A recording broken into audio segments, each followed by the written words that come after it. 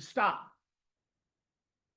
That may tell us something, right? About you, about your level of fitness, about a whole bunch of things, but it doesn't tell us that you've reached your VO2 max. So how do we know if when you choose to stop, you stopped because you really did reach your max? You wanted to do more and you couldn't. You guys ever exercise like that? To the point where I want to go on, I want to do more, and I can't. Fatigue, okay. How will we measure fatigue, man? You're running now, not like I'm doing push-ups or I'm doing like a set of bench press or something. How do we know that you stopped because you couldn't do anymore?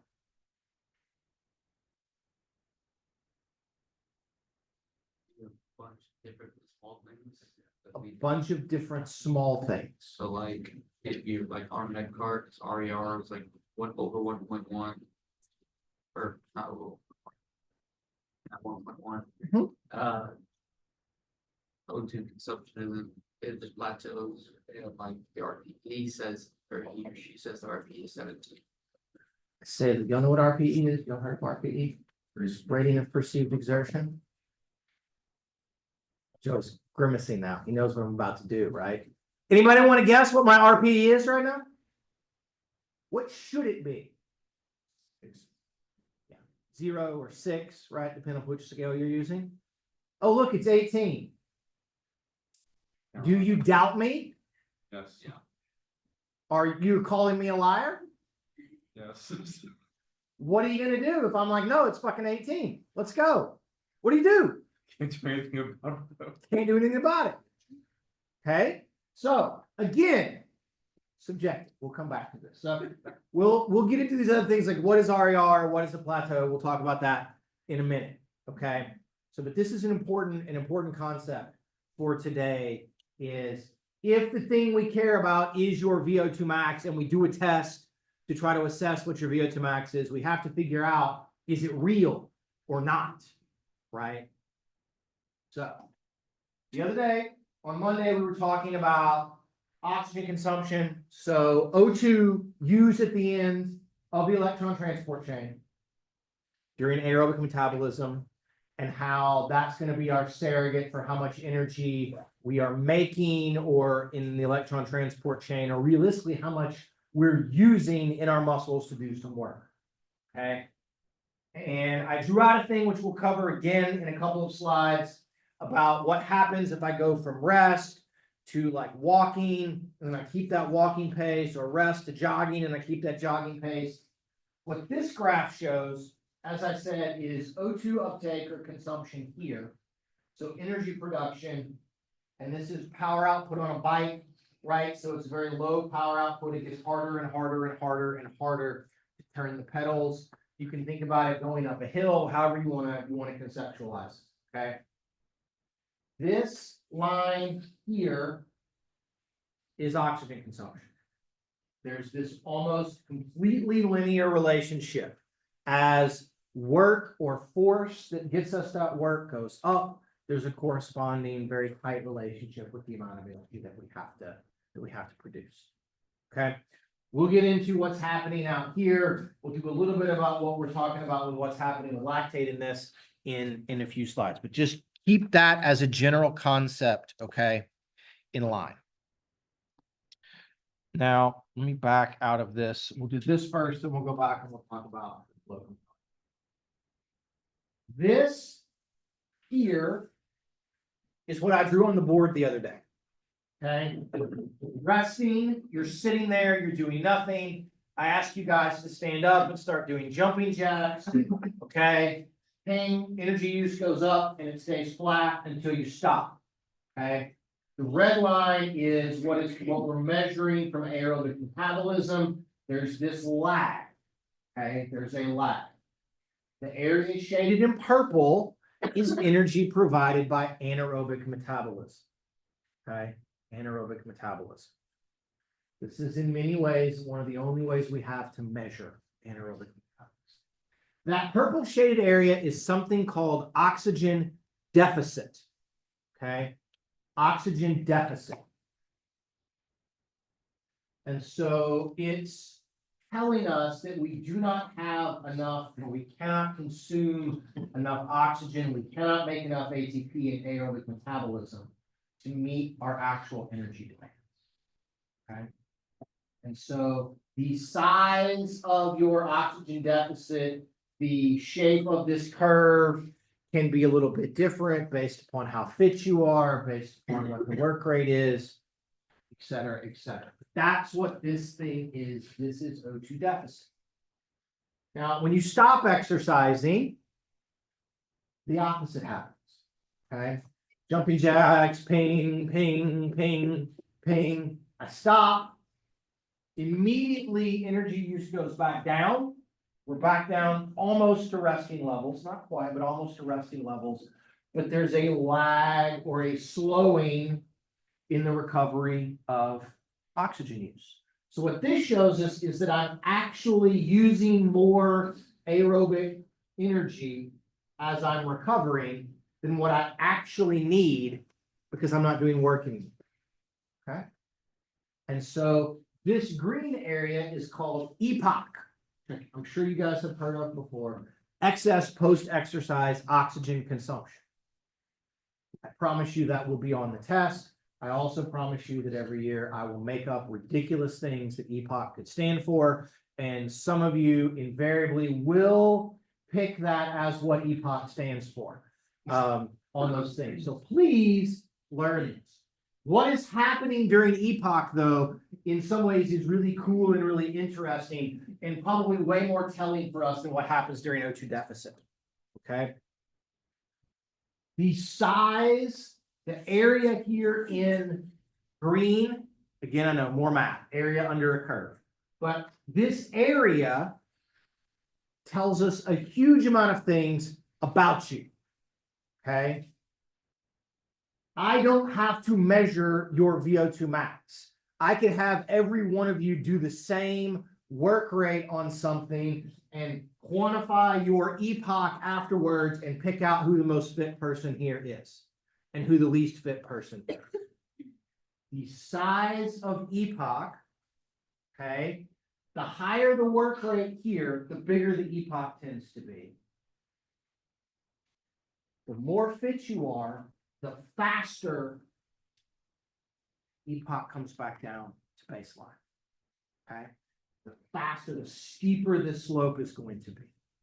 Because it's aerobic metabolism running all by itself, providing extra energy to help us clear out lactate, continue to have elevated heart rates, and these other sorts of things that are going on. So by looking at EPOC, people that are more aerobically fit, you have a higher VO2 max, you're more aerobically fit, you recover back to baseline faster. Okay. You recover back to baseline faster. So you guys remember, like 2 weeks ago, we were talking about is basketball an aerobic or an anaerobic sport? And I think that blew y'all's mind when I'm like, no, it's really an anaerobic sport, but it's sprint, stop, walk, walk, sprint, stop, sprint, stop, sprint, sprint, sprint, sprint, sprint, stop. EPOC, okay, EPOC, and having a fast recovery during EPOC allows us to replenish anaerobic energy stores. During EPOC, your body is resynthesizing creatine phosphate. It's lowering, or I guess it's raising pH back to normal levels. It's removing some of the acidity, okay? It's shuttling lactate from the muscles and the blood into other tissues to clear some of that stuff down. We'll see we're replenishing, we're using all of this extra ATP to pull calcium back into the sarcoplasmic reticulum, to run the sodium potassium pump, okay?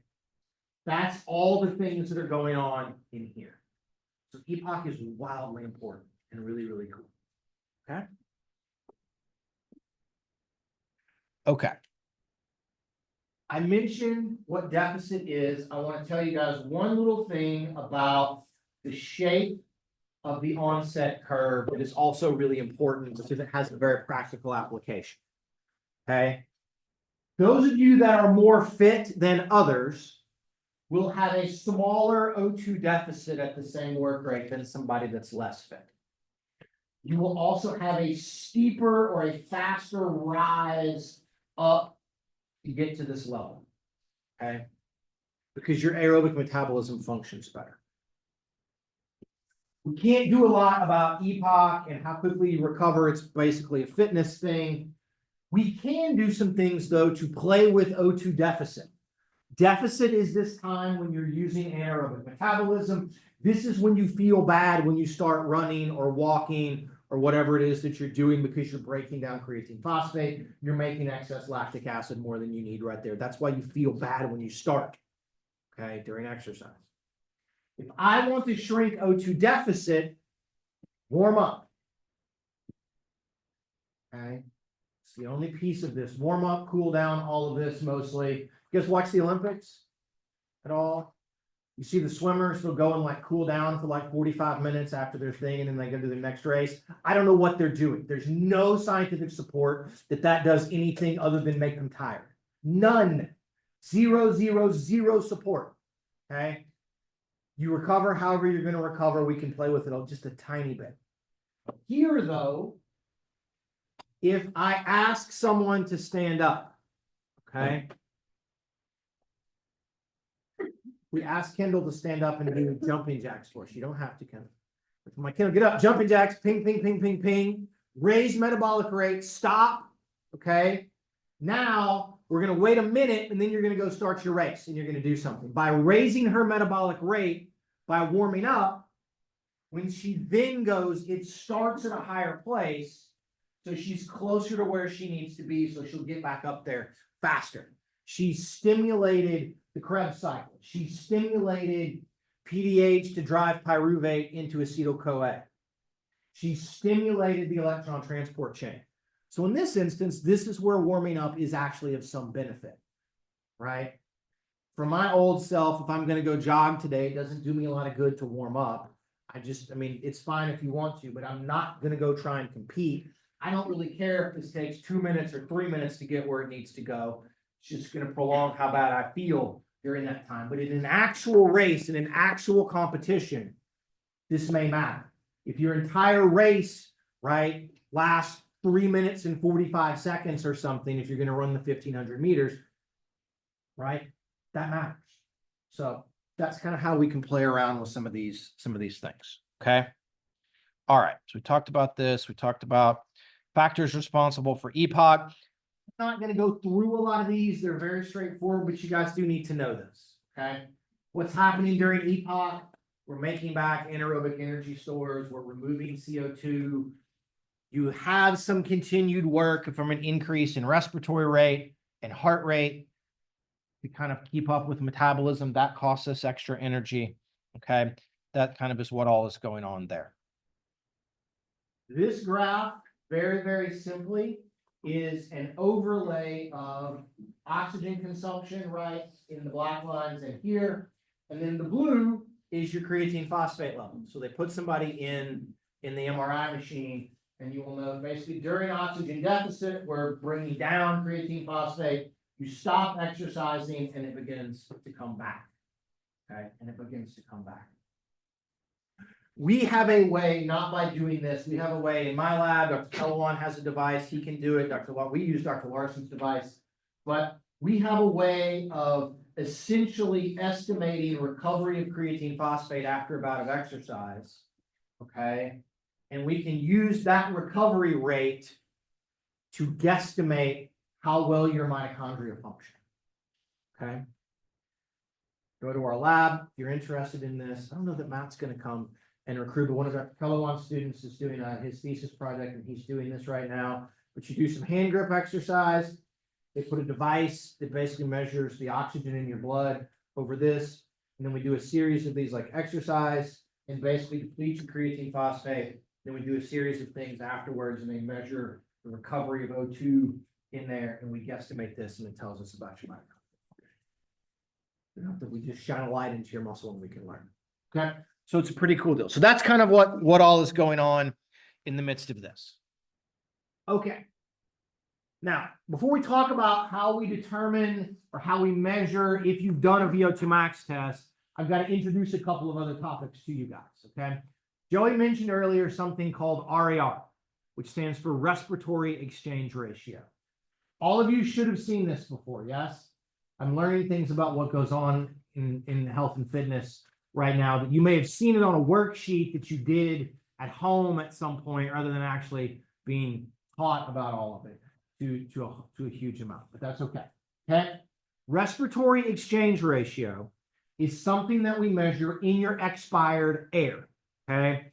You're here right now, you're breathing air out. If we measure carbon dioxide and oxygen in the expired air, and we get a ratio of those two things, okay, that will change based upon several things. Okay. But it's the ratio of VCO2 to VO2. At rest, at any point when we measure this, let me put it that way.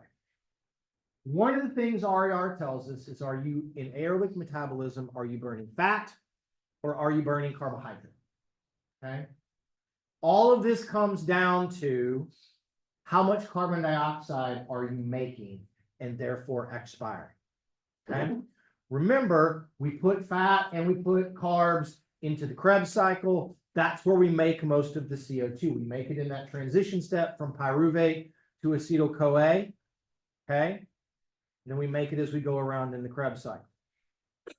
When we put fat in, right, we're going to get a different amount of CO2 than if we put a molecule of pyruvate. So fat has to go through Krebs more often, break down fat. Okay, so fat burns more oxygen, makes less, correspondingly less CO2. RERs have values from 0.7 to somewhere north of 1. Okay. Under normal circumstances, it's going to be between 0.7 and 1.0. Okay. 0.7 would tell us that you are exclusively metabolizing fat in aerobic metabolism. Okay. You make about 70% as much carbon dioxide as the oxygen that you use. When you do and you burn only carbohydrates, the ratio is exactly equal. You make 1 molecule of CO2 for every molecule of oxygen that you burn. Okay. So right now, they make a product, you can buy it, you guys get out Amazon and you can look, it's a little thing and you breathe into it. And it basically tells you your RER, and then it says, oh, here's what's going on with your metabolism, right? That's, I should have found the thing and pulled it up, but that's what this is doing. If I want you guys to metabolize more fat right now while you're resting, I just feed you fat, okay? Here, have some olive oil, drink it, okay? No, y'all aren't in for that? Here, I'm gonna melt down some butter or some Crisco, just take it down, okay? We did a thing, one of my first years when I was here that another faculty did that we helped out with, where you got to eat a high-fat meal. It was basically a half a quart of ice cream with 2 cups of heavy cream mixed together in a milkshake. It was phenomenal. And then you just felt terrible afterwards. But it's this very high-fat meal. And afterwards, boy, your RER goes way down, okay? Because of all this. If you eat a normal kind of American mixed diet, your resting RER is going to be somewhere between about 0.8 and 0.85, which means at rest, you're burning a little bit more fat than you are carbohydrates. Okay. Joe, you have a question? So does that mean RER is variable by diet? Yes, it is 100% variable by diet. Like that, they would utilize. Yes. Whatever you eat, that's what you burn. Which is why the little product that those people sell, where you like blow into it once, is completely worthless, because all it's doing is reflecting what you're burning at that moment. You get up first thing in the morning, you haven't had breakfast, it's going to be lower even, right? Because you've been fasted overnight. You're going to be using even more fat at that point than regular. You do it right after you had breakfast. If you happen to have a high carbohydrate meal, it's going to be closer to 1. And it's in no way, shape, or form reflective of kind of what your daily kind of over time thing is. It's just that kind of one acute thing right there in the moment. But yes, RER is very dependent upon diet, and then it changes with exercise. Anything you do to manipulate or to change sort of the rate or the magnitude of aerobic metabolism, we're going to start dumping more carbs and more fat in, and there we go. Okay. So you guys remember, as exercise intensity goes up, as I go from walking to jogging very fast, what goes up substrate wise, what goes down in aerobic metabolism?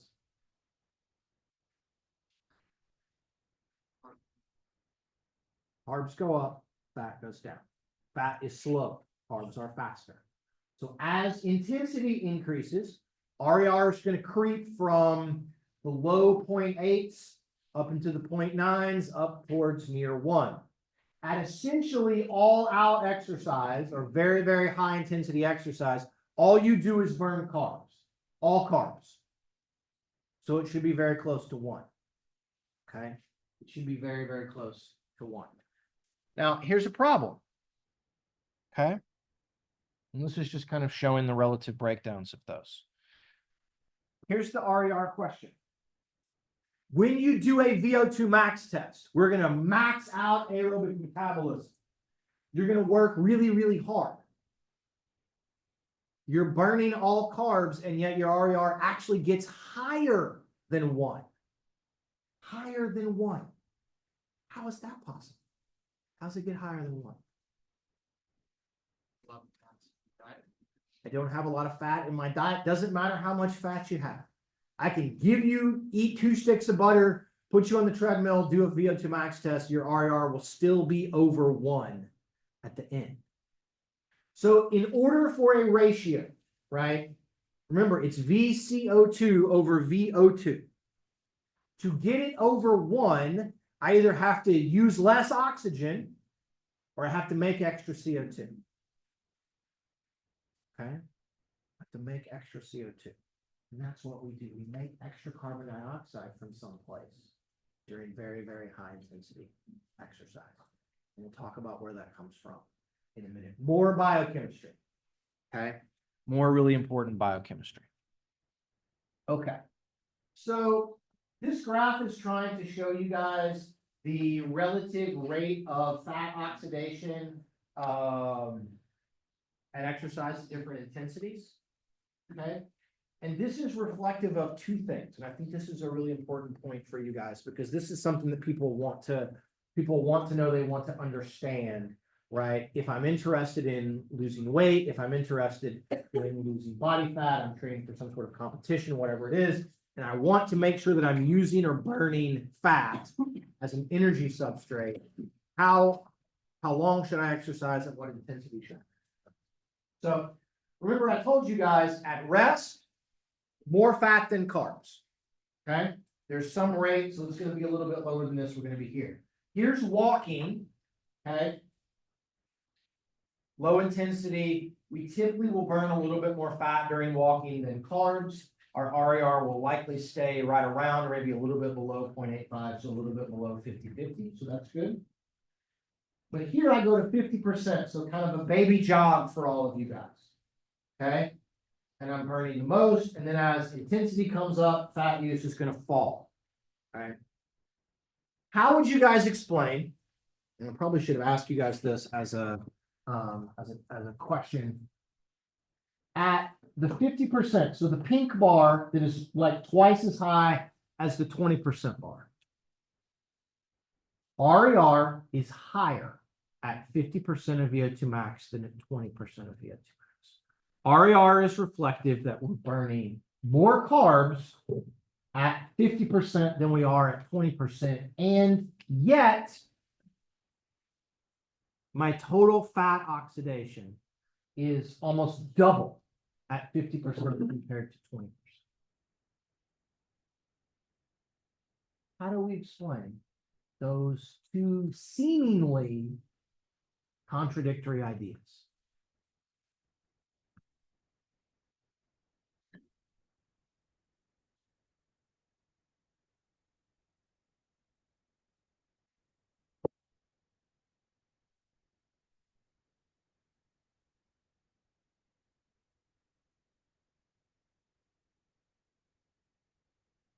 Or just gonna wait me out.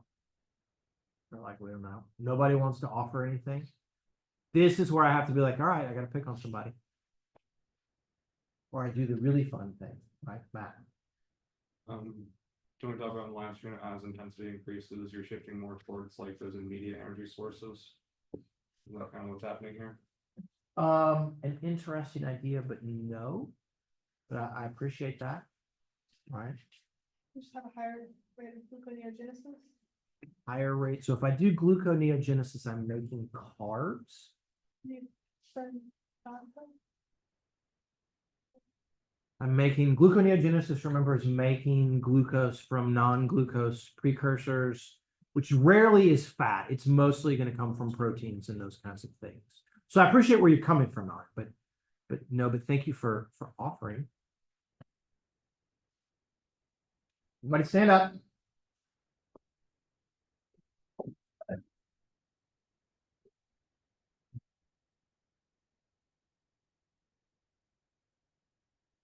Walk in place slowly.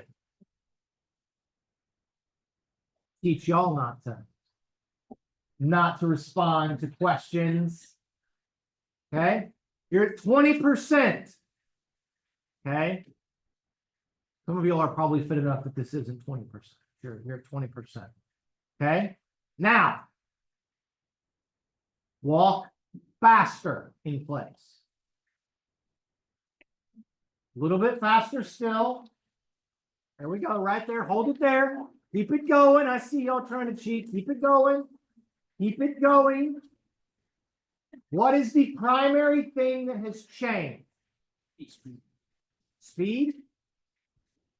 Intensity. Okay. How do we quantify intensity?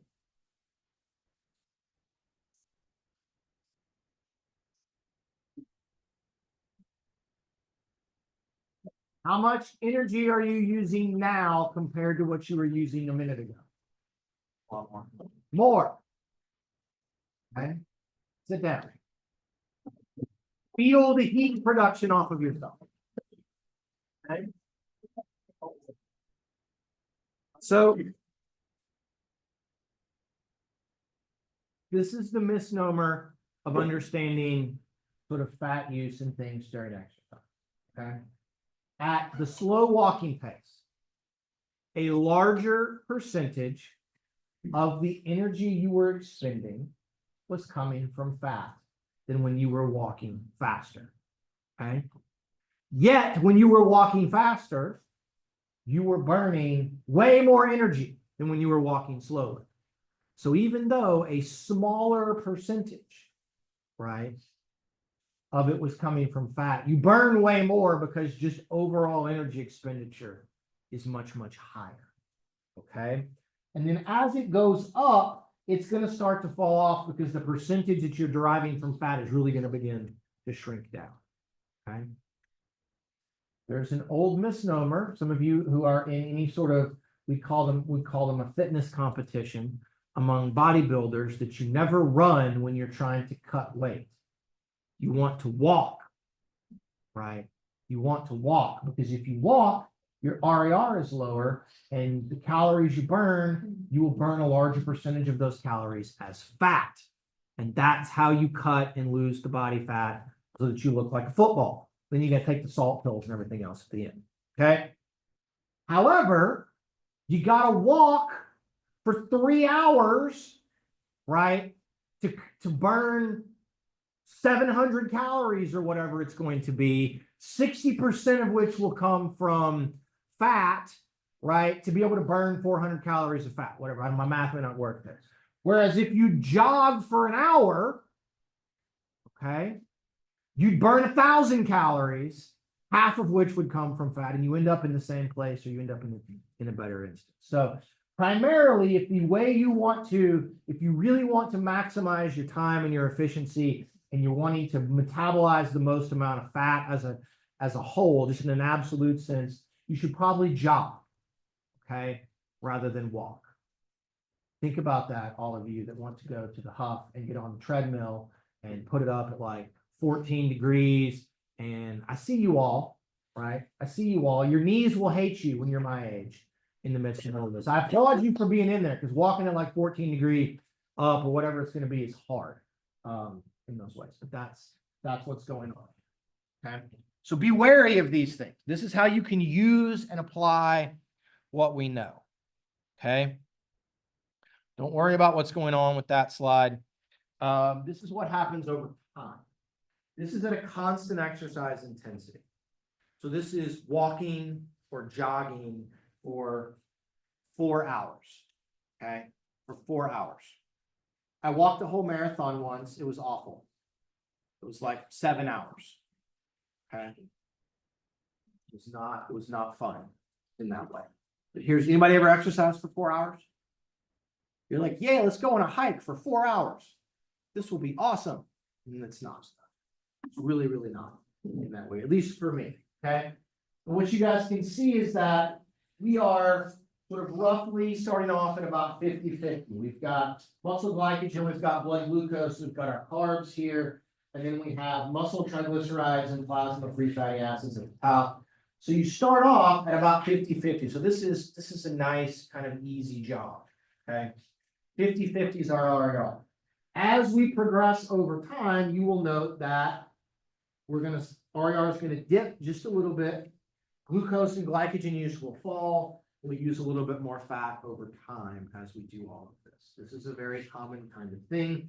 It often doesn't take 4 hours. It often takes about 50 minutes to an hour to see kind of a noticeable dip in RER as we do things. If you're going at kind of, moderate intensity things. Okay.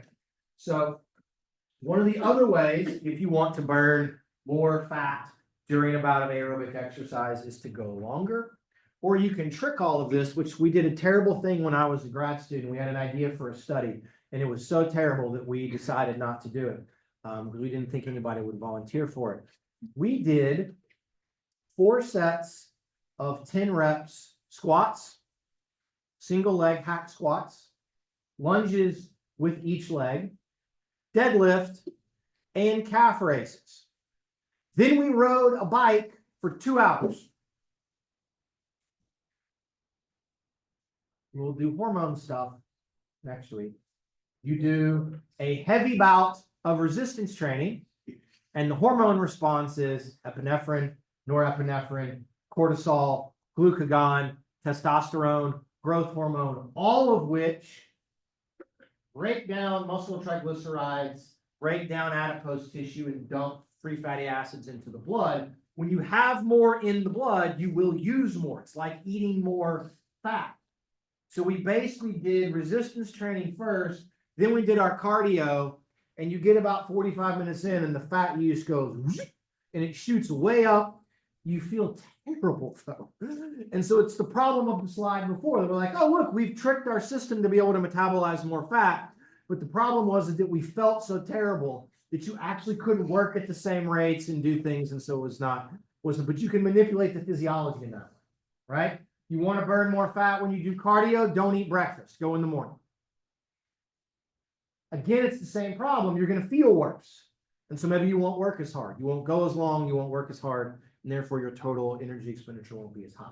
But if you understand how the physiology of metabolism works, you can manipulate those things to some extent. Okay, to some extent. Okay. What is VO2 max? Took us 40 minutes, but we're here. Okay. VO2 max is the highest rate. It's a rate. Okay. The highest rate that the Krebs cycle and the electron transport chain can make ATP. Okay. We call it VO2 because we can't measure the ATP synthesis, but we can measure what's happening using oxygen as the final electron acceptor. So when you use more oxygen, that means we're doing more electron transport chain. Okay. We're doing more electron transport chain. We're clearly doing more Krebs cycle. That limit, one limits the other. Okay. This is the single best indicator of what we call cardiorespiratory endurance. Cardiorespiratory endurance. VO2 max is, and please write this down, VO2 max is an integrative measure of your physiology. It is not solely dependent upon metabolism in a muscle. It is not solely dependent upon mitochondria. Okay. It also is dependent upon pulmonary function and your ability to bring oxygen in at the lungs. It's dependent upon cardiovascular function and your ability to put that oxygen onto hemoglobin and then to move that hemoglobin around through using your cardiac output. And it's also dependent upon our ability to take that hemoglobin, put it close to a muscle, and diffuse the oxygen in. So it's this integrative measure. It is affected by a large number of physiological systems. Okay. It is a very, very, very good predictor of how those systems function. And because of that, it may be the single best predictor of quality of life with aging and mortality risk that we have. The higher your VO2 max right now, the longer you'll live. The higher your VO2 max right now, the less chance you will have some sort of disability as you age. Okay? It is not always a great predictor of who wins a mile race or a 10K race or a marathon. If you've got people that are very fit and very unfit, it works. But in a group of people that are all about the same VO2 max, it's not the thing that determines who wins the race. But it's really, really, really important from a health standpoint. Okay. This is the key to longevity, having a high VO2 max. You want to make your VO2 max go up, have more muscle. Maybe seem counterintuitive, but you need to have more muscle. Because the muscle uses the oxygen. Okay. So there we're going to go. We tend to express this in liters of oxygen used at the end of the electron transport chain per minute. Okay. Liters per minute. This is called an absolute measure. Okay. How much are you using? Absolute is helpful. Okay. But it's not the best way for us to make comparisons among all of you in class. We need to take that liters per minute and we have to normalize it to how big your body size is. Okay. All of you in here are different sizes. One of the big things that predicts who weighs more or less is muscle mass, which is also a big predictor of VO2 max. So we will oftentimes express what we call a relative VO2. And that is your VO2 max in liters per minute converted to milliliters per minute divided by how much you weigh in kilograms. Okay, by how much you weigh in kilograms. So how much oxygen can your muscles use to make ATP per your body size? Okay, per your body size. And that's where we'll pick up on Friday. Okay. All right, make sure you turn your things in. We'll pick this up on Friday.